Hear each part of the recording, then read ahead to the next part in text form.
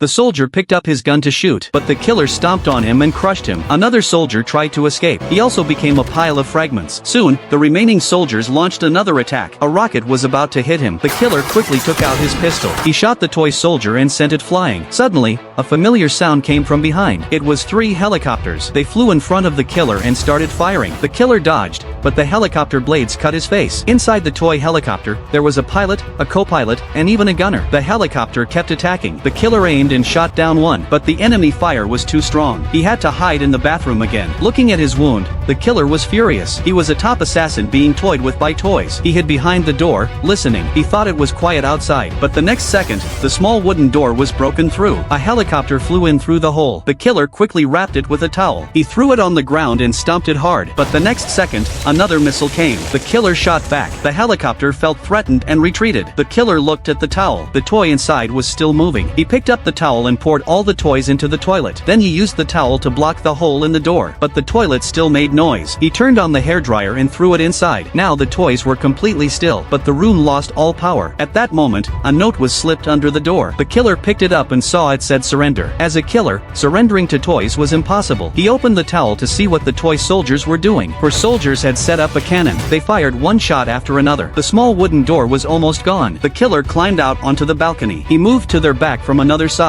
Meanwhile, the soldiers were discussing their attack plan. The killer saw a fire extinguisher and a small duck. He came up with a tactic. He used the small duck to distract the soldiers. Then he sneaked around to the other side. He sprayed the cannon with the fire extinguisher. Next, he took out insect spray and a lighter. He made a simple flamethrower. Finally, 3 toy soldiers were shredded. The last group survived in the fire extinguisher, but the next second, the killer smashed them all with a box. In the end, the killer won the war. He threw all the toy soldiers into the microwave, but his instincts told him something else was coming. He decided to leave first. As soon as he entered the elevator, another accident happened.